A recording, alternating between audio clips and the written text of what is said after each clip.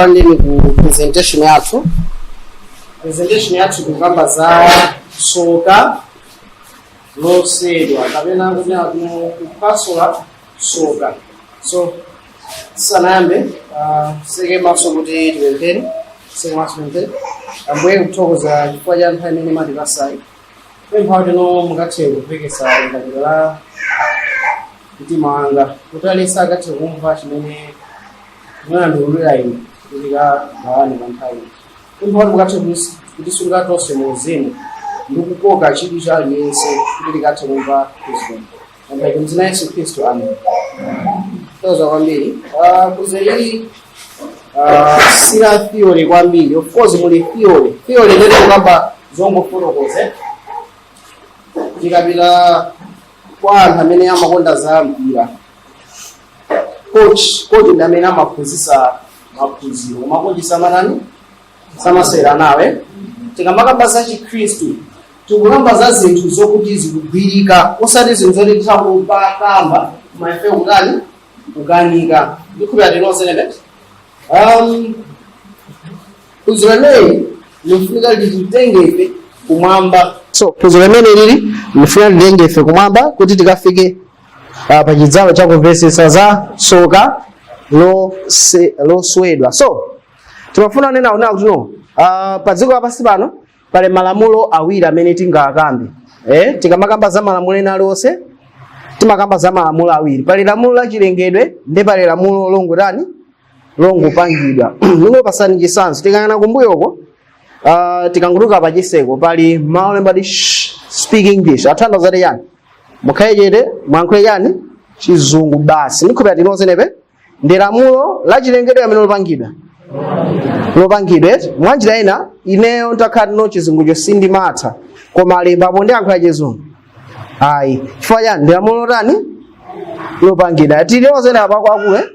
Now ine panopa pomwe imapa ndipo mumakhalapo mukupuma ndikupita timozenepe mukupuma chifukwa yani fatino pa chilengedwe chanu mafunika mutani mupume mukusatira lamulo lopangidwa kapena la chilengedwe nanga pantalemba unatuno muno aliyesa sapume mulisatira lamulo mufuna kulisatira kumano mapetake ni mutani mufa kapena ngati mufuna mulisatire mutani mufa koma mwanjira ina simutani mulephera ndikupita tinozenepa kwakule chifukwa chani simuvesesa. Okay, so chimene tikunena apa chinena kuti lamulo pali la chilengedwe tinozenepe ndi pali lamulo ngochita utani kupangidwa. Kusiyana kwake ndiko kuti chani lamulo lochita kupangidwa limafunika kunena kuti no munthu achita kulitani kuliyika tinozenepe 1 2 woyikayo akufunika akakamiza aliyese atani alitsatire ndikupita tinozenepe malamulo a dziko lamalaya anachita piki ndachilengedwe amene anachita opangidwa ndi anthu opangidwa ndi anthu lero ukamulala pa boda pala anthu amene afunika zikakamiza malamulo aku boda timati anthu a customs ukakakaya kogoyendesa galimoto kapena akwera minibus pali malamulo apansewe amene amakakamiza amene ndi anthu achani a traffic tinozenepe ukafuna kutuluka dziko lino uzera ndege ufunika upite kuti ku immigration ma immigration officer amene amakakamiza malamulo anthu olowa ndura ndituluka. So pakakhatine pala lamulo timachita kulipanga pafunika pakhalenso munthu olitani ulikakamiza koma no lamulo la chilengedwe pafunika munthu olikakamiza ngati ayi chilengedwe chimakhaleno ndi chinatuno chachita kukakamizika mu umunthu wako ndipo chimachitika popanda ena lese kukutani kukuuza tinozenepa kwakulu. So pali malamulo angati awiri tilimoza aliyese. Okay, jabu ndipitizeni. So panali kula amene amati Isaac Newton nkulu indi katuni chabe koma nozina kanali Isaac Newton ndipo kamona chikugwandi chani mapoze ine murakhala pansi pa mtengo ndikuona tsamba lakugwerani munamba mwazifunsa bonena kuti tsamba likugwa chifukwa chani sifunasifuseke uyu anafunsa kuti tsamba apo zikugwa chifukwa chani tinozenepe anamba kufunsa zikuchitika chifukwa chani alipo amene amalilamulo apo zikuti ligwe Aye, ndi lamulo la chilengedwe amene lopangidwa. La chilengedwe tinozerebe? Okay. Nanga ntaika lamulo nena kuti no apa zinthu tikaziponya mmwamba zisamagwe. Mtachita kupanga lamulo limene ziteka? Mwanjira ina lamulo la chilengedwe limaposa lamulo lopangidwa. Ndikhulupirira tinozenepo pe? So, apa pankulu amene ataona kuti no mapozo onse angotani? Angogwa angwira pamutu anayamba kufunsadi kodi ndi chifukwa chani zinthu zonse zimagwa pansi. Anazindikira nati no pali lamulo limene limakoka zinthu zonse kufikira pa dziko lino lachani. Ndata zindikira anayika chifumira chimenecho. Mwachona chimenecho? Singathe kuwerenga bwino ndi F = G m1 m2 divided by r squared. Pa manamba la usiyana sana omankhande no anakwanisa kutenga lamulo la chilengedwe tinozenepe ndikulika monga lamulo lochita utani kulembedwa. Ndikhulupirira tinozenepa kwa kule anatenga chinthu chimene chili mu chilengedwe ndikuchilemba kuti anthu azitha kutani kuchimvetsa lamulo lija ndiliti ndili. Ndikhulupirira tinozenepe tilimo. So Isaac Newton anazindikira kuti zinthu zimangochitika mwa chilengedwe mwa njira imodzi. Zikumachitika mwa njira imodzi. Pachifukwa chimene chocho anazindikira kuti lamulo limene limapanga sonse ndi lamulo lachani la gravity. Yes. Koma ngakhale zili choncho ndi chifukwa chani pakakhale pali bridge oloka munthu oti no lamulo la gravity sakuliziwa. Pali bridge ndi akuoneka kuti no mbali naye kuli chani kuli chiphedi kuso kuli chani kuli chiphedi. Aliyense amaisa ayende pakati pa chani. Chifukwa ukangoponda ku chiphedi kugwira chani lamulo la gravity. So lamulo la gravity odakhala formula isi kuiziwa ine formula isi ndikuiziwa. Koma aliyense mwachilengedwe amaisa kusatira lamulo la chani la chilengedwe. Popanda wina omutani omukakamiza. Ndikhulupirira tili limozenepo pakwaku. Koma panteka lamulo ngati boma ona no aliyense pakakhala pa bridge muziyenda ku chiphedi ali pamene atakwanisa lamulo limenelo. Ayi, opatakhala polisi ali pamene atalikwanisa. Chifukwa chani lamulo la chilengedwe nthawi semaposa lamulo lopangidwa ndi anthu. Tili limodzi aliyense. Koma lamulo la chilengedwe titha kulitenga ndikufika polilemba. Mene talilemba muja sizoti tizakakamizaso anthu kuti alisatire lamulo lija. Chifukwa no lamulo lija linkatika mwachani mwa umunthu wawo. Tili limodzi ziko mwambiri. So tikupitiriza. Mulungu yekha ndiye wabwino. Funso limene lili ndofunika kwambiri. Now tikamakamba zina tino kumwamba Lucifer anaukira Mulungu. Mulungu ndiye ndani?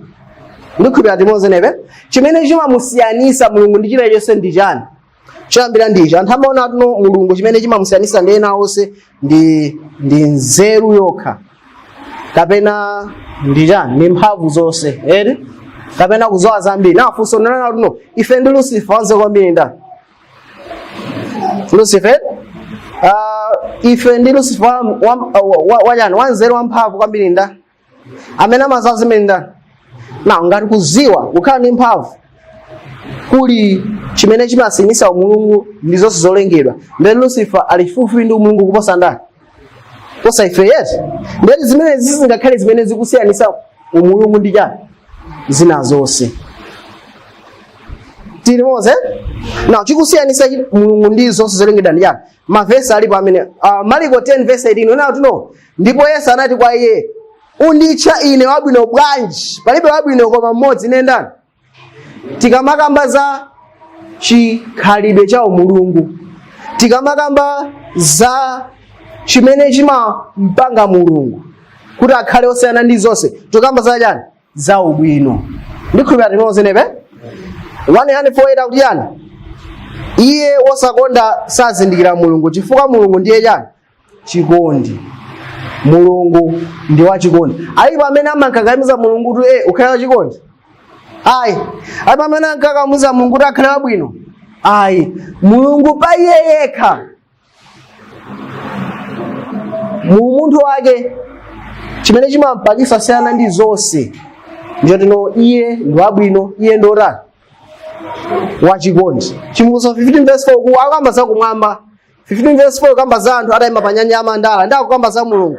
Ariyani, ndani adzakhala osaopa inu, osalemekeza dzina lanu Ambuye, chifukwa inu nokha muli oyera chifukwa mitundu yonse idzadza nidzalambira pamaso pano popeza zolungama zanu zinaonesedwa. Akuti kumwambako kupatu angelo ali kuti konko, anthu olungama ali konko, koma oyera yekha ni ndani?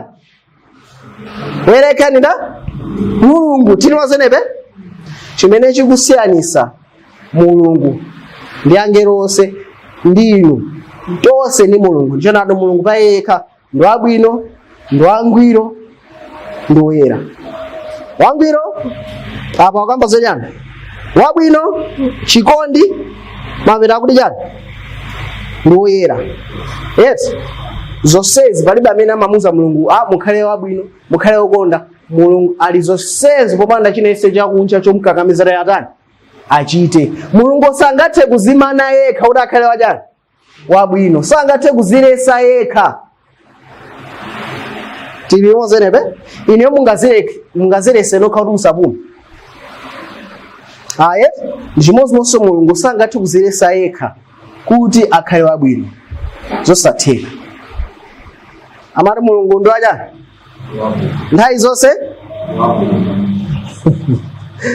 verse kakona sawala no Mulungu nthawi zonse ndo achani ndipo nthawi zonse ndo wabwino. So tikuona mu Bible kusimikiza chimene chichi. Now ngati panoba tikamakamba za ndali, ndikamba za ndali fatino zimene tikukumana nazo nthawi yakamuzo anthu anati ayi kamuzo ayi tifuna chani referendum ene chitika ine chipande cha chani UDF kena rise nthizo kwenda bwino tifuna chani DPP anabwera the late president abinana anatisiye kena rise zibwino anthu abanga demo kunabwera NPP kena upanga zisankho nabwera so chani DPP kena kuti azisizibwino tibwere chani MCP pano anthu anazi ndizo siziliyana chikufanana ndi chani pa anthu osewa anthu akaneka kupeza ka munthu achani wabwino. Ndeni mafuna nena kuti tilapeza munthu kumalaki unoko wabwino amene ndiyekha amene afunika akhale chani president. Aliyense ovota aganiza zili tili limoza kwakulu anthu ateno ngati pangakhala wabwino amene akhale chani president. Ndeni mafuna nena kuti no kumwamba konse pazonse zimene ndingazipeza ni Mulungu yekha amene ali wangwiro, wabwino, wokonda popanda china ichonse chonkakamiza iye. Ndipo sangathe kuzilesa yekha kuti akhale chani wabwino. Pachifukwa chimene ichocho ndiye yekha amene afunika alamulire. Komano tikunena kuti ni Mulungu yekha amene wangwiro ali wabwino. Nanga Mulungu apanga bwanji kuna ndipopeza yekha amene ali wabwino akwanisa bwanji kulamulira zonse zolengedwa. Masai 139 verse 7 ati chani ndizapita kuti kuzembera mzimu wanu kapena ndidzathawira kuti kuzembera nkhope yanu. 8 ndikakwera kunka kumwamba muli komweko kapena ndikadziyalira ku Gehena taonani muli kuti komweko. Tikamalenga Bible imene anafotokoza siku yathu tanaona kuti Mulungu ali ndi maonekedwe. Yesu Kristo akukhala dzanja lamanja anda la Atate, Atate amatha pa mpando tinozenepe. Tikamakamba za Yesaya 9 verse 6 atanaona nda Yehova adalowa mujani mukachisi wake ndipo ati chovala yake chinazaza chani kachisesi. Tinozenepe so that Yehova ali ndi maonekedwe ndipo so Yehova akuti tipange munthu chifaniziro ndani wanjirena ife amene tilili ndife chifanizo cha ndani cha Mulungu akuti wakumwamba. Ndikupita timozo menepe. So Mulungu ali ndi maonekedwe tizakumana naye ndikumuona maso ndi chani kuti Mulungu athu ndi uyo tili moza aliyese. Koma ngakhale zili choncho Mulungu amapezeka bwanji penapa ikusozera mwa mzimu wake. Apa kukamba zoti ndizapita kuti kuzembera mzimu wanu kapena kuzembera nkhope yanu. Mulungu ali nafe panopa ndikukhulupirira chonchi chifukwa chake ndiyapezeka kuti kuno ngati sikukhulupirira zimene ndi chifukwa ndabwera palibe chifukwa china pamene pale awiri pale atatu nese ndili pati akupezeka bwanji Yesu Kristo pakati pati pacha mzimu kuti umwewo. So pachifukwa chimene tutaona tuno zonse zimene Mulungu anazilenga tikaona muno bwino apa ndikukhulupirira muchiona chimeneche chimene chikungoyimira zonse zimene Mulungu anatani analenga. Icho sechi chikuyimbira konse imene Mulungu anatani analenga. Ndiye tikaona muno bwino aliyense amene analengedwa pa nthawi imeneyi kuyambira Lucifer, angelo onse kufikira kungelo omaliza, ndena onse makulu ndi mphamvu onse analozazidwa ndi mzimu wa ndani? Wa Mulungu. Kapena kuti analozazidwa ndi moyo wa ndani? Wa Mulungu. Ndipo zonse zinali zachani? Zabwino. Pachiyambi mmene Mulungu amalemba zonse zinalengedwa zangwiro. Timozenepe? So, security ya kumwamba. Munthu ukamalima kumunda umayika security. Sono za security ya nyani ndi yani. Komano watu kunkhwale nthawi zina zimatha kubwera kuza fuko la mmene watani wazala, sio? Right? Neze kapena mafuko yake security ya mphamvu. Nthawi zina zimatha zipepala ndikuziyimika mitengo. Sio? Right? Anyani kwambira amavuta ukoko. Ndiye zimachitika zono munthu amathatenga ngati imene chilili chuje chani? Chidzungwe chibola ngati masomu ndikachikamwa ndichiveka jacket nempepeje kama dusa ndi chimatene jacket anyani osamatani amathawa ndikhuda linozenepe umayika security popanga zinthu aliyense mukanize zinazinga kutiko nazinga kwa ndani kwa Atate athu. Koma chachikulu china chimene munafuna kunena ndichonena kuti Mulungu security imene anayika panalibepo vuto nese imene akabwera chifanana kuti no angelo onse aliyense olengedwa anazazidwa ndi mzimu wa ndani? Wa Mulungu. Na chifukwa aliyense anazazidwa ndi mzimu wa Mulungu chuchitika nchani? Aliyense anali wachani? Wabwino. Aliyense anali woyera. Aliyense analinso ndi chikondi. Popanda kutani kukakamiza. Ndikhulupirira tinozena akuluakule moyo umene mwa Mulungu nali mwa ndani? Mwa aliyense. Aliyense ndo abwino, aliyense ndo angwiro, aliyense ndo ndani? Wokonda. Panalibepo munthu wozikonda yekha. Zimezi zimateka ifani zimwa Mulungu nali mwa ndani? Mwa aliyense. So Mulungu ayika security ya bwino yoti palibe amene angabwere kuzaononga kapena kulowa apo. Koma security imafunika ikhalenso ndi chinthu china. Pali ma security awiri. Aliyense amafunika akhale watani? Wosangalala. Aliyense amafunika akhale watani? Wosangalala. Munthu kamakakamizidwa umasangalale? Aye. Auzara ku sumuja ngati simupemphera. Upemphera? Utapemphera mwana upemphera usanatani? Usasangalala. Timozenepe? So, security imene Mulungu anayika chitetezo chikulu anapanga choti chani? Aliyense azikhala ndi mphamvu ya chani? Ya kusankha. Angelo onse aliyense olengedwa anali mphamvu yotani? Yosankha. Mabwana wenepe? So, masecurity awiri osakonzedwa. Mbali ya Mulungu palibe chimene chingabwere kuzaononga. Aliyense azazidwa ndi mzimu wa ndani? Wa Mulungu. Koma mbali ya anthu, mbali ya olengedwa osewa akupasidwa mwayi athu apanga chani? Chisankho. So nanga aliyense amasankhabe Mulungu. Security nali yani? Ilipo. Tinozenepe? Nanga aliyense anali ndi ufulu. Security yona tuno pali chimwemwe chamuyaya inalinso ili basi. Ilipompo. Now chimene ndikupanga mphunzirei ndikutenga chiphunzitso cha one true God. Ndeti kuchichotsa pa theory. Tinozenepe? Ndiye ife tikulowano mulabu ndikachita ndikugwira ndikuona kuti zikukhala bwanji. Tikamakamba za uthenga wa one true God. Nthawi zambiri timayika apo. Uthenga uli apa, uli chimodzi mwa ziphunzitso zonse zimene zabwino zimene tichani tinazo. Komano unafanana kuti no kavesere kathu ka Mulungu kama sintha ndikukonza china chilichonse chimene timatani timachikhulupirira. Koma koposa zikhulupiriro kumasinthanso moyo wanga wa munthu. Tinozenepe? Ngati sungazinde moyo wanga ndiye ndikhulupirira chifukwa chani? Tinozenepe? Ndikusiyana bwanji ndi mbembezo zina. So konse kunali kwabwino. Security kwa Mulungu kunali security. Siyonto? Kwa anthu sonayi chani? Security. Munthu akamasankha amakhala kuti chimene akusankha chimene akutani akufuna. Tendipilizeni. Koma panali Lucifer. Tioneni za Lucifer aliyani. Nendo erenga koyambirira kuita nzaerengesa mmene ndayika mu yellow. So apasizi kuoneka ndayika yellow. Anyways, ndo erenga about no. Ezekiel 8 verse 15 out yani. Unali wangwiro njira zako chilengedwe iwe mpaka chinapezeka mwa iwe chosalungama. ndifuna ndereke kupambira unali wangwiro. So Lucifer mena malengedwa anali waja wangwiro. Chinampangisa Lucifer khala wangwiro ndi anthu ambiri amona ngati no Lucifer anali wanzeru kwambiri pafuna mena anali wangwiro. Amapezeka kumamba chifukwa anali waja wangwiro. Koma yankho ndena kuti no kapena funso ndena kuti no Lucifer anachimali kuti ali kumwambe chimampangisa dakhala wangwiro chifukwa analengedwa kapena apezeka kumwamba. Tiyondola verse 18 ariyani. Mwamphulupulu zako zochuluka ndi malonda ako osalungama waipsa malo ako opatulika, chifukwa chake ndatulutsa moto mkati mwako wakunyekesa iwe, ndipo ndakusandutsa mapulusa pa nthaka pamaso pa onse akuona. Verse 18 kundisangalatsa. Ndiwerenga mawu oyambira atuno. Mwamphulupulu zako zochuluka ndi malonda ako osalungama waipsa malo ako otani? Malo ako opatulika paja machedwaso chani?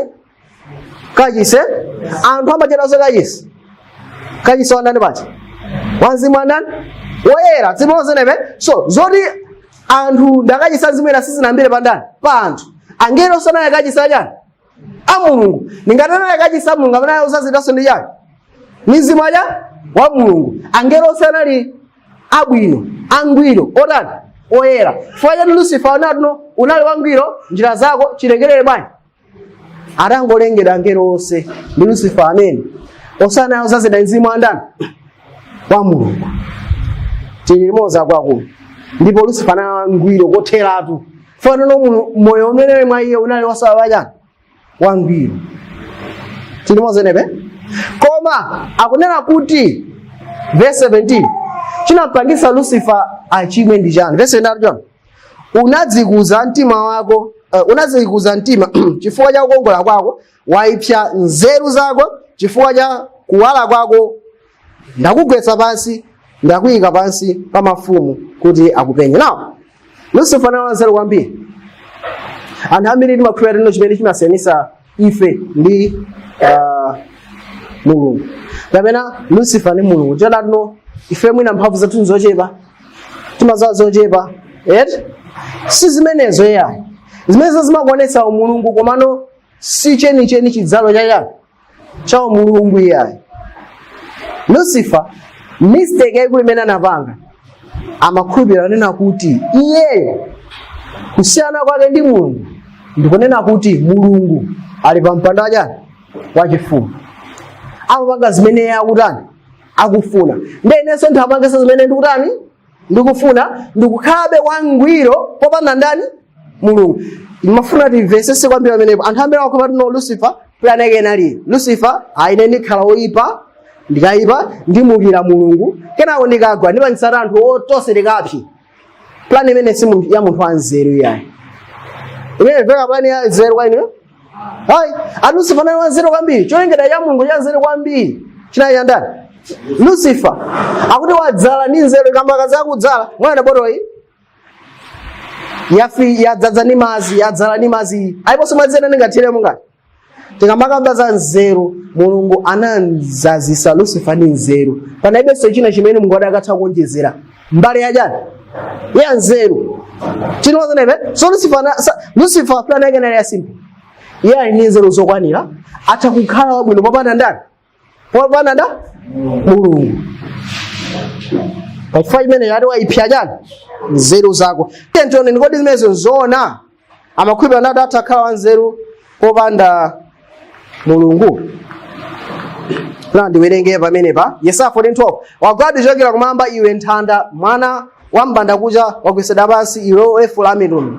13 ndipo iwe unati mumtima mwako ndidzakwera kumwamba, ndidzakweza mpando wanga wachifumu pamwamba pa nyenyezi za Mulungu, ndidzakhala pamwamba pa phiri la Mulungu, pa phiri la khamu malekezera kumpoto. 14 ndidzakwera pamwamba pa mitambo, ndidzafanana ndi wa mwambawamba. So Lucifer amafuna khale njerekezi kapena amafuna afanane ndi Mulungu. Amafuna chani? Afanane ndi Mulungu. Koma zimene apangazi akuzipanga moyanjana ndi Mulungu kapena mosusana ndi Mulungu. Mosusana ndi Mulungu. Mwanjira Lucifer amakhulupirira tino atakukhala wabwino, atakupanga ulamuliro wina wabwino woposa ulamuliro wa ndani? Wa Mulungu. Ndikhulupirira tini moza kwa kule. So Lucifer amakhulupirira tino atakupanga ulamuliro wina popanda Mulungu, koma wabwino soposa ndani? wa Mulungu. Chimene chinasatira ndi chani? Tere ntoneni pamenepo chinasatira Lucifer ndi chani? Pachiyambi tikona tino aliyesa anayozazira ndi chani? Nizimwanda? Aliyesa anayozazira nizimwanda? Ndoti aliyesa anali wangwiro woyera wabwino popanda chani? Tchimo lina lililonse anthu analokondera inde tinozenepe panali sekiriri lokwanira. Yes, zonse ziwiri mayankho satarani tayankha.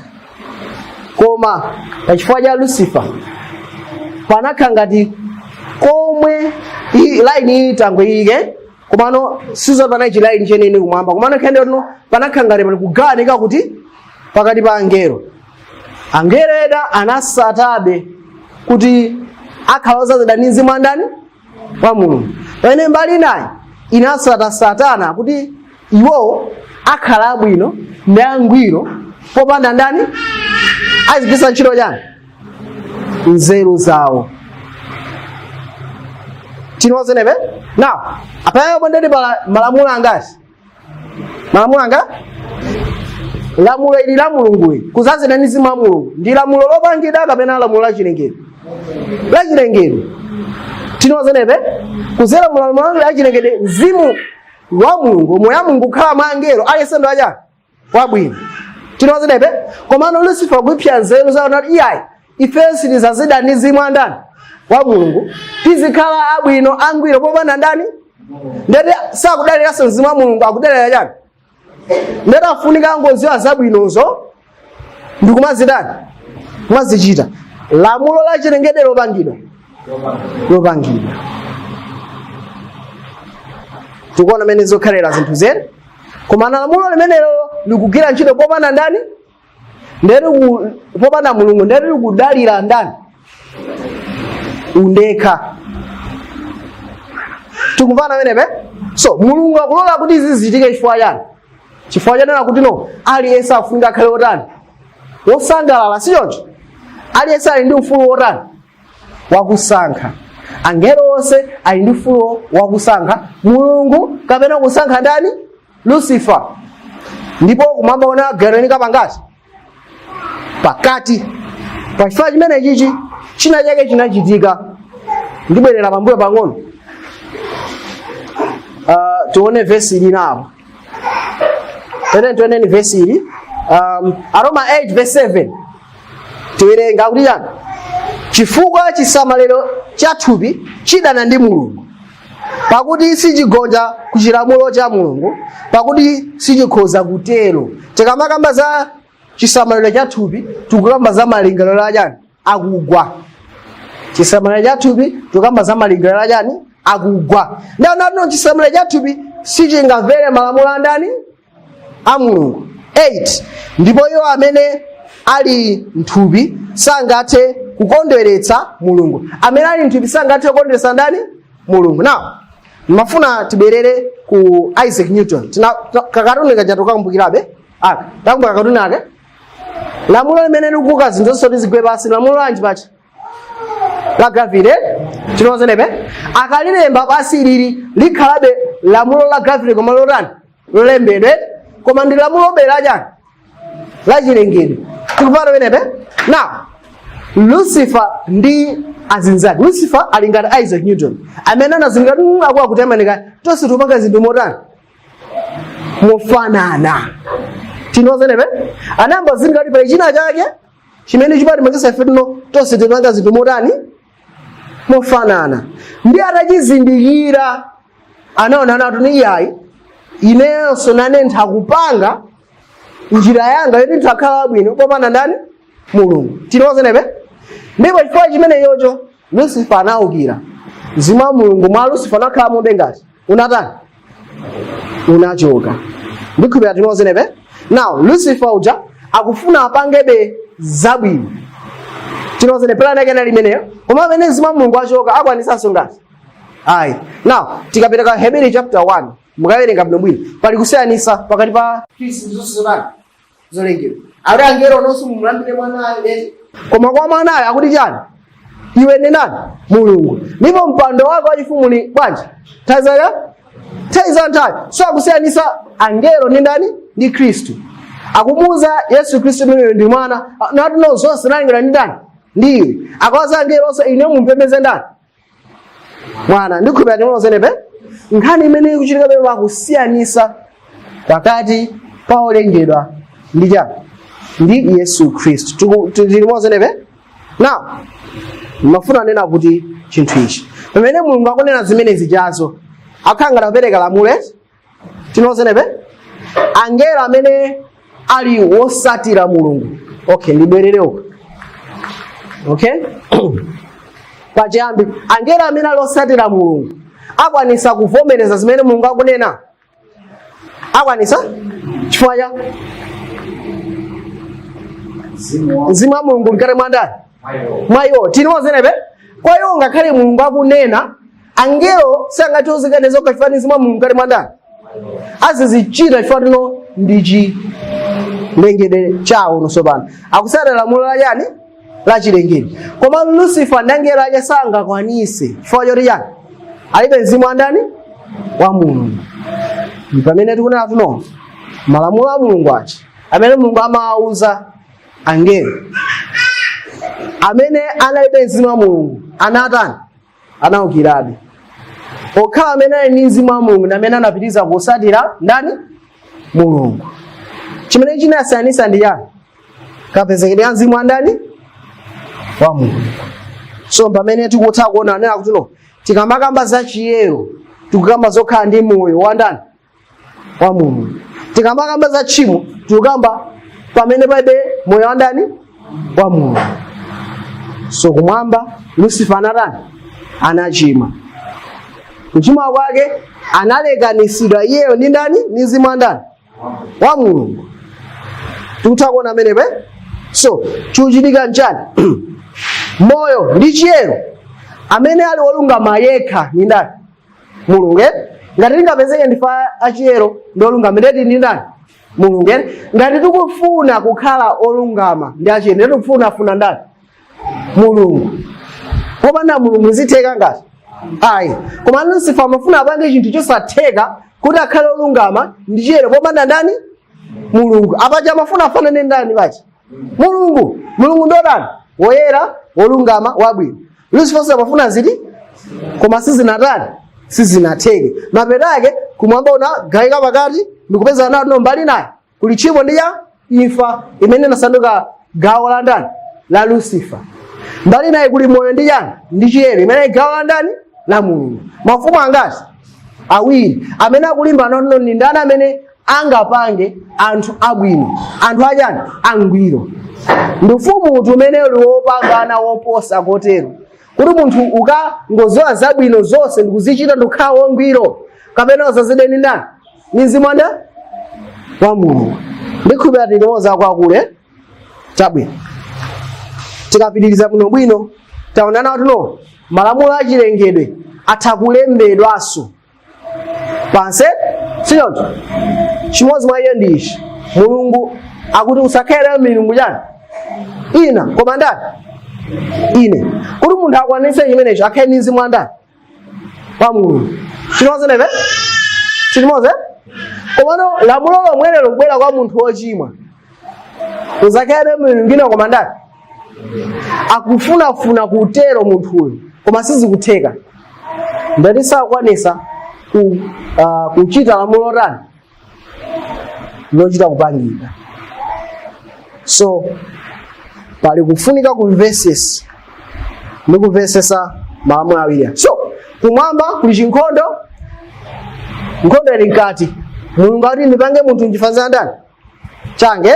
Tikalenga 1 Corinthians chapter 11 verse 3 kutuza no mutu wankazi ni ndani mamune mutu wa mamune ni ndani Kristu. Mutu wa Kristu ni ndani Mulungu. Tikapita musimu pa verse 9 wambira pa verse 8 mpaka 10 akukuza funa kuti pa chifukwa ichi akazi afunika akhale ndi ulamuliro pachani pamutu pawo chifukwa cha angelo. Kodi munthu akulengedwa chifukwa chani kuti angelo afunika akamvesese unena kuti pamutu pawo pafunika akhale ndani Yesu Khristu. Tinozerewe amafunika akhale osazidwa ndi mzimu wa ndani wa Mulungu. Ngati akuzazidwa ndi Mzimu wa Mulungu osazitha kumulambiranso ndani? Yesu Khristu ndi kumvera ndani? Mulungu. Pa chifukwa chimenechi Mulungu analenga anthu Adamu ndi ndani? Hava, kuti akaonesere konse ubwino wa ufumu wa ndani? Wa Mulungu. Siyoncho? Genesis 1:31 kuti chani? Ndipo anaziona Mulungu zonse zimene anazipanga. Ndipo taonani zinali zabwino ndithu. Ndipo panali madzulo, ndipo panali mmawa, tsiku lachisanu ndi chimodzi. Tiyerenga bwinobwino Genesis chapter 1. Nthawi zonse amatino azinali zabwino. Zinali zabwino. Koma itafika apa, zinali zabwino chani?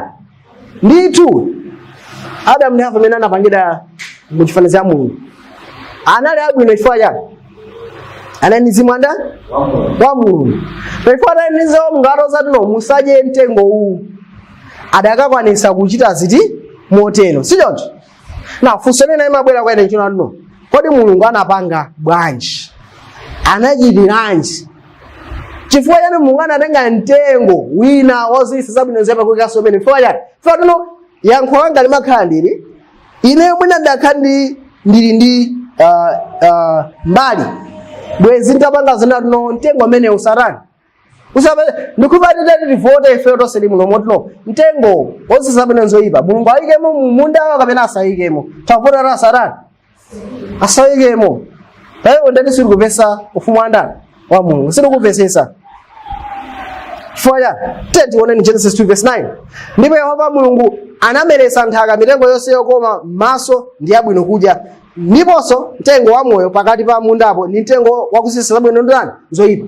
Pamene zichitika izi Mulungu ati zonse zinachani zabwino ndikumeresa ngakhale mtengo wonse zabwino zoyipa chimeneso ndi chani simundu yakha chencho ibe ndiyani ndiyabu ndifotokoza fulani. Verse 16 ajani ndipo Yehova Mulungu anamuwuza munthu nati mitengo yonse ya munda udani koma mtengo wakusisa zabwino zoyipa usarani chifukwa tsiku limene usadya amene uzarani akuzarani uzafa.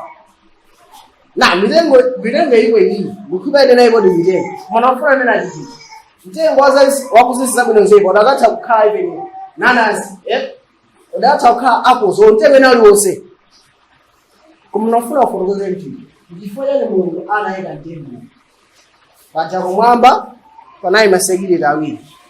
Sekiriti yoyamba inene watu alisakhala jani wangiwe pasazakhale chinesi cholowa kuti anthu chasokoneza anthu akhale ulipo alisanaozezera Mzimu wa ndani wa Mulungu. Koma namba 2 anthu ake amufuna Mulungu amafuna akhale utani okondwa amafuna akhale ndi mphaso yotha kutani kusankha. Siyoncho paifa imeneyo anapasanso mphaso yotha kutani kusankha. Nanga anthu amasankha Mulungu nthawi zonse anali otani kusangalala. Pambali era amasankha Mulungu nthawi zonse anthu ase achikulu chinena kuti panali sekiriti paibe choyipa chimene chingathenso tani kubwera. Mulungu ndi okonda anthu ndorani okonda. Mulungu samafuna kulenga maroboti ya chimene yonse munthu ndi okwatira koma amuza akazi kuti uzango wanga zachibwana kapena wanga mzakupha banya ndi umayenda mkazi mwakhulupirika iwe muongale mamuna ukukhulupirira bino munthu akukonda apanga zofa akukonda apanga chifora watani awapyesa siyocho koma ana okhaina ati munthu umukonda naye sakukutani akukonda akusankha munthu choti azikupasa yake chikondi ndati pamene poyoza kuti munthu akundikonda pazifukwa zoti iyeyo akuni ndi ufulu orani watirani wandisankha amona onse padziko apasi wasiya kuti andisake ndani ineyo chinozonepo. So Mulungu mwide akupanga zana ndi pakhale mitengo ingati iwiri imene imiraso mafumu angati awiri. Mtengo wa moyo wimira chani ufumu wa Mulungu umene uli chonchi. Ngati mufuna mpange zabwino mukhale ndi moyo wake wandani wayamene wachani wabwino mukhale ndi Mzimu wa ndani wa Mulungu. Anthu onse ndi akachisacha amzimu ena komanso kuposa amenepo alesa zikhala ndi ufulu otani osankha kuti akhale ndi chimwemwe muchani mu mtima mwake chinozerepe. Koma koposa amenepopo panali mtengo wazabwino ndi orani umene ukuyimira ndani ufumu wa ndani wa Lucifer. Paipo moyo ena uliwonse umene udakhale mwandani mwayiweyo. 1 palibe omwe ena aliso wa mulungu woti uzikhala mwayiweyo, woti uzikuza zoti uchite, woti uzikupasa mphamvu yochita zabwino, woti uzikupasa chimwemwe tendere, woti uzikupasa iwe kuthekera konse mwamene sudani uzingozowa zabwino ndizotani ukaza zabwino zoyipa wanjirelese uzipanga zachani zabwinozo popanda ndani popanda mulungu. Mafumu angati awiri, mafumu osewa cholinga chawo chonenako apange anthu achani angwiro. Lucifer bladenge ndatuno amafuna akhale ngati ndani mulungu. Mulungu ayi ndi ufumu wake, ufumu wake wapereka chani moyo ali samakhala chani wangwiro, ali samakhaso ndi ufumu sanga ndani mulungu. Yes, umaona ufumu wa Satana palibe zimenezo, ali salibe mzimu wa ndani kamungu. Chilipo ndi information A, B. B ndiyo bayende achani wina yese ngarayi ndi nzira tutasanga chani A. Chimene Lucifer mafuna atani anene. Now mafuna nena chinthu alipo amene angapeke chani koma lazima mbi ya alibe tentone kodi chinampangisa Lucifer chimwe mwamanika Genesis 3:1 chifukwa adziwa mulungu kuti tsiku limene mukadya umeneyo adzatsekuka maso anu ndipo mudzakhala ngati mulungu wakudziwa zabwino zoyipa. Akuti tsiku limene mukakudya zimene dzidzi mudzakhala ngati ndani mulungu. Chimene chimampangisa mulungu akhale mulungu ndi chani amadziwa zabwino zodani zoyipa. Na munthu ngalo ini nzeru zozaza zabwino zoyipa umasankha chani chabwinocho tinozerebe. So Lucifer kubwera kupanga introduce ufumu wake kwa ndani Adamu ndi Hawa.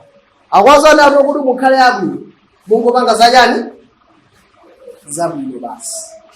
Mukhale abwino mungopanga zachani zabwino basi. Nyewe muzikhala ndi kusankha. So Hawa pa nthawi imene akulumikizana ndi Lucifer tentioneni pachiyambi Lucifer abwera kwa Hawa tentioneni nkhani usiku. So taonani mu Eden munali mafumu angati awiri tinozerebe zimene zikuyimira unatulo ufuna kusankha unali uli pasi uli pompo siyoncho. Chimene chidakapangisa anena kuti dziko lapansi pazikhala security nthawi zonse inayo anena kuti Adamu ndi Hawa akhale olumikizana ndi ndani ndi mulungu kukhala ndi mzimu wandani kwa mulungu.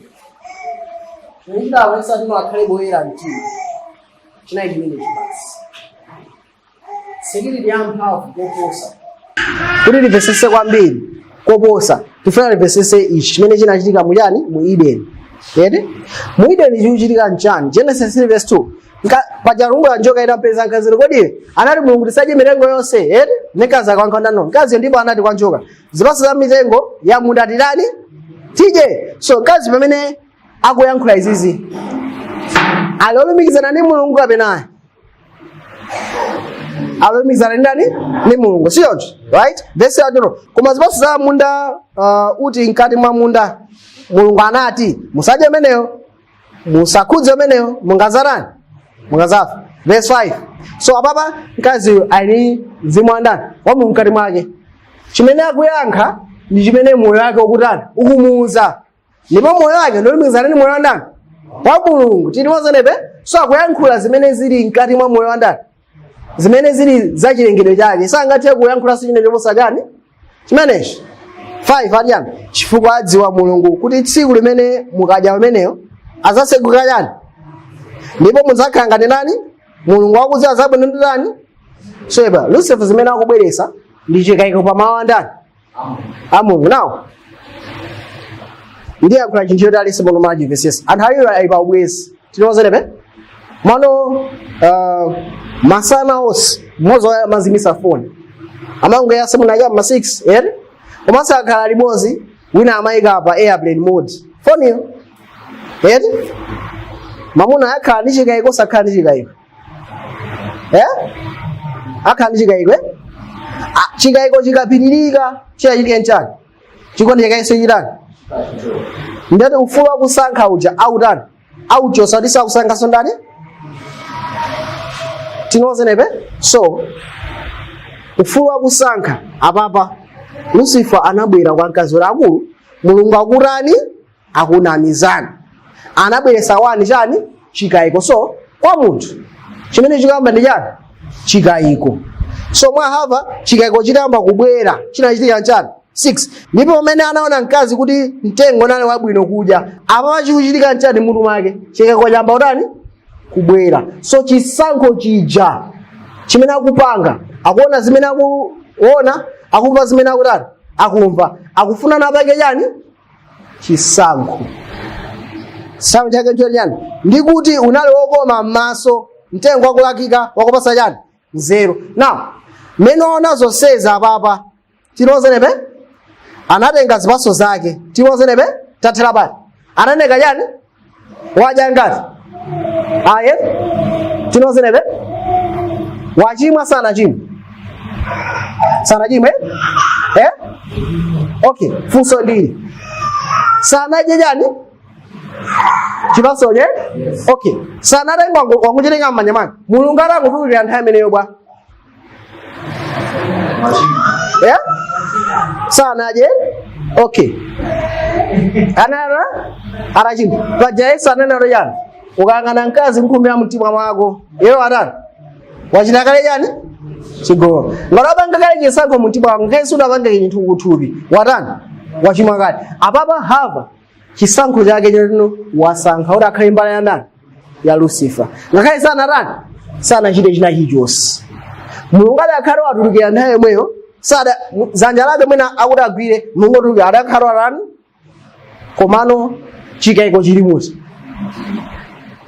kuyambira tsiku limene pazakhala chani chikayiko kuti mulungu janabwera chifukwa cha nthawi imene chani chipo chimene njoka ijemanduza chili choona chikayiko cha zala mutani muntima chikayiko chimapha chani chikhulupiriro ndi chani ndi chikondi. Chisankho chako chimachoka pandani pa munthu utapitirizabe chibwezi komano mtima wako uli chani uli kwina.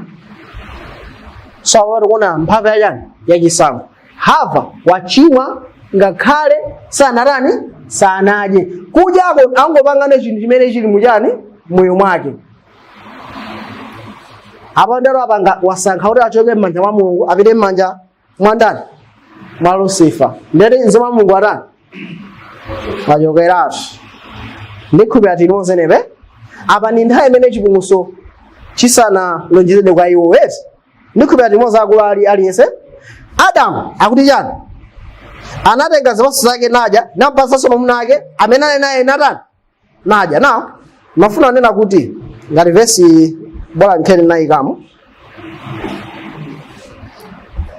tenu tupite hava amakhulupirira ndi mtima ake osati Mulungu akutani akunama tinozenepe chifukwa amakhulupirira ndi mtima ake osati Mulungu akunama anapanga chisankho mwa mtima ake tino Mulungu ndanjosamo ndikhulupirira zimene akunena nani Lucifer. Na kwa Adamu chinachitika chani 1 Timoteyo 2:13 akuti chani pakuti Adamu anayamba kulengedwa pamenepo kenawo ndani hava verse 14 ndipo Adamu sana nyengedwa. Adamu sana tani Bible ndi Adamu sana tani sana nyengedwa. Adamu pokumva zimene mkazi ake akumuuza yeyo sana tani Adamu mwanjira ina samakhulupirira kunena kuti no tikadya chipasochi tikhala ngati ndani Mulungu. Adamu amadziwa kuti akhale wabwino akhale benizi mwa ndani akhale pokhulupirirabe kwa ndani kapena azisankhabe ndani Mulungu muchina chilichonse. Ndikhulupirira tinozenepe ani moyo umene ali mwa iyeyo anadziwa nati ichi si cha ndani si cha Mulungu. Mudziwa munthu ukafuna panga china yake Mulungu amatha kuyankhule sio mzimu wake uli mwa ndani mwai. So Adamu anadziwa apapa iyi ndi chani sizona izi ndapitiriza koma mkazi yobonyengedwa analowa mchani kulakwa. Mkazi atanyengedwa Adamu analowa mchani fanyira Adamu anadziwa kuti mkazi ndeta atani afa uyu anadziwa bandira afa ngati moyo wa Mulungu wachoka mwa iwe pali chero ngati paliso moyo ngati ndali pa yani imfa chabe. So Adamu amadziwa zonsezi koma chifukwa choti amakhulupirira mkazi akufa anaona kuli bwino ndikafe ndi ndani mwanjira ina chikhulupiriro chake pa Mulungu chinayipona no apapa kodi ndikhaise chifukwa chani so anakhulupirira nati no ndi bwino kuti akafe ndi mkazi wake kuti mkazi wake ndi amene ambwesa chani chimwemwe zonse zija koposa ndani kukhala ndi ndani ndi Mulungu. So sanapezana ndani achimwa. Komano kuchimwako sikukubwera chifukwa adya yani chipaso. Ndikunena kuti chipasocho chidakakhala even mwala musagwere yani mwala uzisa zabwino ndo yani udakakhala mwala titinozeneve nkhani ndi maufumu amene ali pati kodi usankha Lucifer kapena usankha ndani Mulungu. Usankha ukani moyo wa Mulungu mzimu wa Mulungu kapena usankha unena kuti ungoza zabwino nzepa ngati mene Lucifer amapangira kuti pano ngati ukusankha zabwino ngati ukufuna nzere ya zabwino nzoyipa chabe ndiye kuti Mulungu uyo pachani palibepo. Tilimoza kwakulu. Now funso ndi munthu aledzera akutukwana pa basi akuvula akukoza pa window koma munthu ni mwana wa school anthu amati kumane ni mwana wa school anthu ophunzira samanga faya anamakhupa tuno munthu akamaphunzira ndiye khadi lake sikhaso lacha labwine koma zezi mateka maphunziro okha sangathe kukonza moyo wa ndani pa munthu. Yesu ananena kuti yani mu sakasaka malemba mkuona ngati mmene muli nawo moyo ndani koma moyo satha uli mwa ndani koma ine simbuyesa wa ndani mwanjira ina kungoza mawu Mulungu kuza malamulo a Mulungu sizokwanisa kuti iwe zikathe kukutani kumulumusa chifanano zinthu zimene ziyazo zosiyana ndi chiyani chikhalidwe chako. Tinozeneve ukufunika moyo umene ukugwirizana ndi chani malamulo kapena mawu a ndani a Mulungu. Ukakhala ndi moyo umenewo uzizichita zinthu zija monga mwa chikhalidwe chako. Ndikhulupirira tili limodzi sofa tupitirize pamene panabwera notemberero nosopano temberero kubwera ponena kuti ali pamene angapenge chabwino popanda Mulungu. Yes? So pamene anthu apita mbali ya Lucifer layi ndiye kuti chimene chikufunika chonatino anthu angubwereranso mbali ya ndani ya Mulungu siyonje? Yes? Miyonje? Okay, now tibwerere kumayambiriro. Ndifuna ndonese chichade chichi up. Lucifer atachimwa anapita mbali ichi gawo 2 yes? Anabwereranso ngati chifukwa chani once wachosa mzimu wa Mulungu iwe chimene ungasankhe ndichotani choyipa chokhachokha sizingathekenso kuti yotani imene ndi temberero. Adamu ndi Hava pamene anasankha kuti adye chipatso chozisa zabwino nzoyipa anapita kuti uku Mulungu atabwera anamulandira anatani anathawa mwa munthu payekha zosatheka abwererenso kwa ndani kwa Mulungu. Panali temberero ilili komana ife sitimamvetsa kuti temberero inalipo motani temberero lake inali motani. Tikaona Chivumbulutso chapter 16 kumapita nthawi pamene dziko lapansi lakhalira mkana nato Mulungu chinozenepe ndipo ndiyoti pa nthawi imene chifukwa anthu ankana Mulungu kotero nawonso azalemera ndi lemba la chani la Mulungu nana akanisisa Mulungu kotero Mulungu ata chinozenepe kwa chifukwa imene chocho akuti ali woti akuti miliri izakhale kwagwera ndani kwa chifukwa imene ati miliri izakhale kwagwera ndani kwagwera anthu eti miliri kwagwera anthu komano chichitika nchani chichitika nchonena kuti anthuwo azakhala onena kuti akutukwana nabe ndani Mulungu ndi uchitira chani mwana anthu azakhala kutukwana Mulungu ndi uchitira mwana koma asazakhala kutali akulapa tisamanise imene chifukwa chake panato asankhalo gawo la ndani la Satana pachifukwa alibe mzimu wa Mulungu sizingatha kuti amuzachose ndani Mulungu. Komano pati amene Adamu anatani tikamona Mulungu pati amene Adamu anachimwa panali chisomo nthawi imeneyo ifayana sitimamvesesa kuti no tchimo ndiopsa bwanji. Adamu atangochimwa chisomo chinabwera sinthaiti imeneyo tikaona Mulungu chisomo chinabwera munjira imeneyi ya Genesis chapter 3 verse ya 15 amene akuuza fanana kuti ndipo ndizayika udani pakati pa iwe ndi mkazi ndi pakati pa mbewu yako ndi mbewu yake ndipo idzalalira mutu wako, ndipo iwe udzalalira chitendere chake. So akamba za mkazi wakachakubera mu Bible mpinge. So apapa upezeka uyo sonena kuti no mbewu yandani ya mkazi amene ayitani Yesu Kristu. Genesis 3:16 imaloza mbewu yenendani Yesu Kristu. Yesu akabwera azaphwanya mutu wandani wa njoka. Mwanjira ina mphamvu imene ulamuliro wa Lucifer uli nawo kuti no munthu akachoka lonse wa Mulungu sakatachobwera. Yesu ekana amene azaphwanya yani mphamvu imene. So kale imene Yesu ndi amene azatani azalichonse. Nei for imene akuti no malonjezano a Mulungu ndiona chiyembekezo chimene chinambalala utatu kugwira ntchito kuti no Adamu ndi Hawa pamene anafokeza plani ya chipulumutso anakwanisa kubwereranso wandani kwa Mulungu. Chichitika njani? Verse 17 paifa imene chichi akuuzidwa kwa Adamu, ndipo anati chifukwa kuti wamvera mawu a mkazi wako nudya za mtengo umene nakuuza kuti iwe usadye, nthaka ikhalelemberera chifukwa cha iwe, kusauka uzadyako masiku onse a moyo wako. So Adamu akumuuza kuti nthaka ndiyotani ndiyotembereredwa. Temberero inabwera pa dziko yani lapansi chifukwa cha Adamu ndi ndani ndi Hawa. Tikuona amene zikukhalirapo. So tikupitiriza na chimene Adamu anayapangachi kodi anangozipangira yekha. Aroma 5:12 chifukwa chake monga uchimo unaona m'dziko lapansi mwa munthu mungati mmodzi ndi imfa mwachani mwa uchimo, chotero imfa inafikira anthu onse chifukwa anthu onse anachimwa. Ife tinachimwa bwanji?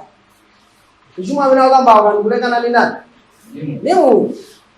Ine yambira kani malo ndikwagulisa ndazigulisa lekha malo kapena ananga ndi zidzukulu zanga ndagulisa ndani aliyense. Tinosenete kwanino Adamu analekana ndi Mulungu. Tonse obada kuzera mwa Adamu tikupeza tikubada opanda china chake, opanda chiyero kapena opanda ubwino ina uliwonse. Tikubada ndi chibadwiro chake cha uchimo. Kwa cha uchimo ubwera chifukwa pepe mzimu wa Mungu. Verse 17 tivenolo mzana Mungu pakuti ngati ndikulapa kwa mmodzi imfa inachita ufumu mwa mmodziyo, makamaka ndithu amene akulandira kuchuluka kwake kwa chisomo ndi kwa mphatso ya chilungamo adzachita ufumu ndi moyo mwa mmodzi ndiye ndani Khristu. So kudzera mwa munthu mmodzi amene ngati tatu wa fuko lathu lonse ndiye Adamu, tonse tipezeka mu chivuto. Pafunika kuti akonze vuto papezekenso utane wachingati wachiwiri amene ali ndani Yesu Khristu, kuti iyeyo akagonjese Lucifer akati kuti masula ife kuti zikachita zimene zizi tonse tikhale obwereranso kwa ndani kwa Mulungu. So plan ya chipulumutso imakwiza zonsezi. Plan yaikulu Isaiah 9:6 Isaiah 9:6 ali yake pakuti kwa ife mwana wakhanda wabada, kwa ife mwana wamuna wapatsidwa, ndipo ulamuliro udzakhala pa phewa lake, ndipo adzakutcha dzina lake wodabwitsa, wauphungu, mulungu wamphamvu, atatu osatha, kalonga wamtendere. Imafuna mawu ako zinazo thazi yakana nthawi ina komano chimene imafuna kwambiri ndichi atatu otatu osatha. Adamu ndi tatu wa fuko la ndani life analibweretsa tchimo ndi chake imfa. Imfa ikubwera fana atuno palibe ndani Mulungu. Tonse pamene tabada tibatani timafa imfa yoyamba. Chifukwa chisomo cha Mulungu palino chimene chikuchita chani mzukire chinosenebe mzukire wachani wa Mulungu. Mumoyo ngati silisanga kuti likhayenimo ndio tino sizakhaso mzukire wachani wa moyo. Ngati siri kusankha moyo wa Yesu Kristu ndio tikusankha tino imfa sio yeti never for no wise zimene zizi chifukwa chisomo kwazeka mzukire okubwera mzukire wa moyo ndi mzukire so chani why ife sio right. So zisi zikuchitika chifukwa ena kuno Shimo la padziko lapansi. Adamu amafunika afe tsiku lomwe. Mwamvera chisomo cha Mulungu. Kwapezeka mzuliro kulani ubwera. Ndibizeni. So kwafika nati wachiwiri. Koma pamene zimene zikuchitika, chimene anthu akusowa kwambiri, akusowa chani? Moyo. Chinozenepe? Chimene Adamu ndi Eva anataya, chimene chinatayika mwa Adamu ndi moyo. Kuti vuto lilikakozeke, pakufunika siyani? Moyo. Tengo Yohana 1:3 zonse zinayendera ndi iye, ndipo kopanda iye sikunayendere kanthu kalikonse kolengedwa. Verse 4, mwa iye munali moyo, ndi moyo unali kuwunika kwa anthu. So kukamba za Yesu Khristu, chimene anacho ndi chani? Moyo. Tikaenda verse 3 zonse zinalengedwa. Kodi chimene chinamuyenereza Yesu kulenga zonse ndi chani? Ayi ndi moyo. Moyo umene uli moyo wa Mulungu. Moyo wa Mulungu umakhala ndi chani? Bwino, chiyero, komanso chani? Ubwino chiyero zinacha? Ewa? Chiwonde? So, zonsezi zinayiso ndi nani? Ndi Yesu Khristu. Polenga akungonesa zimene moyo wa Mulungu umatha kuchita. Ndiye chuchitika njani? Verse 3. Amene sanabadwa ndi mwazi kapena ndi chifuniro cha thupi kapena chifuniro cha munthu koma cha ndani? Cha Mulungu. So Yesu akubwera pa dziko lapansi kuti azarani ifeyo patokha tikangwanisa kuchita zimene Mulungu akutiuza. Ayi tikufunika moyo wachani? Moyo wina. So pamene Yesu akubwera pa dziko lapansi, akubwera ndi zinthu zimene Adamu anataya kuti azipezese mu munthu. Akazipeza mu munthu, akabwera kumwamba athe kutipatsa moyo wotani? Wokonzeka kuti tikakhale monga Adamu anali asanachimwe. Verse 9, kulibe munthu anaona Mulungu nthawi zonse, mwana wobadwa yekha wakukhala pa chifuwa cha Atate, iyeyo anafotokozera. Nawo funso limakhalapo kwa ine ndine kunena kuti no, kodi Yesu pamene amabwera pa dziko lapansi ubongo akona wakulu bwanji? Tinozenepe? Ubongo akona wangawu kapena chinayi chani? Ndi chani chimene Yesu Khristu analifano ubwera pa dziko lapansi panopa amafunika zafotokozera za Mulungu zosiyana ndi chinayi chonse chimene chinafotokozera. Kunena kuti osati mosiyana kuti ngosusa mano chidzalo chenicheni ineyo munthu anifotokozera ineyo. Tinozenepe? Mwanamkazi anga nemene ngatifotokoze kuposa ndani? Kuposa tonse? Ineyo takhandima ntchito ndiye wantchito wanga akulaku achandoipa ndizinazotere wakhanani nthawi kwambiri nthawi imene nali mantchito siyonso. Mwana munthu amene angati chifeni singazipange chifeni ndekheya pateno akanana ako achadaboza ako ali sina aboza ndeti ndikufotokoza zimene anthu aboza amatani anaboza amafomeza andaboza. Ayi maifaniro wantchitoyo akhanani nthawi kwambiri anthu akukutalira zimanena zotani zona. Yema ngati pange defend ineyo munthu akhanani nthawi yayitali kosasowa chani wantchito. Uwona angati panga defend siyonso ukazi angati panga defend. So chimene chichitika apapa pamene ufumu wa Mulungu unanyozedwa ndikususidwa, Yesu yekha amene adakatha kupanga defend kumwanda wa Mulungu. Koma mafunika chinthu china chake chachikulu chimene chitaufotokozera ufumu wa Mulungu koposa zonse. So pamene amabwera pa dziko lapansi Yesu Khristu amafunika akhale ndi chinthu china chimene chitapulumutsa anthu komanso chimene chitapangitsa kutani kufotokoza za ndani za anthu. Chimene anabwera nacho kumwamba ndi chani? Yesu Khristu. Chimene chidakakwanisa kufotokozera za kumwamba ndi chani? Fani chimene chimafika kupulumutsa anthu choyamba komanso kufotokoza yani za kumwamba. So chifukwa cha nthawi tilekezera bomba ndi fotokoza mu part 2 ndikhala mawu kuti no zinakhala bwanji pamene Yesu Khristu amabwera pa dziko lapansi. Kodi chipulumutso plani yake inali yotani?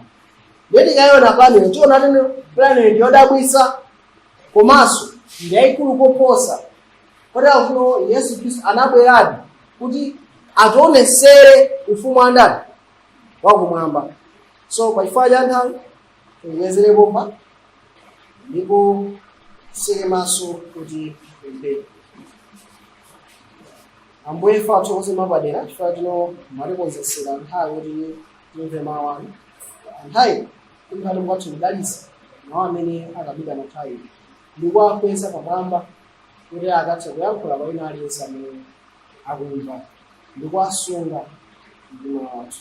Tipita tikapumule ndipo mkhale mukhale nafe kuti pamene tikubweranso muzamve mawu anu mkhale bwino. Tathokoza inu ndipo sidezanso muzina Yesu Kristo alipo. Amen.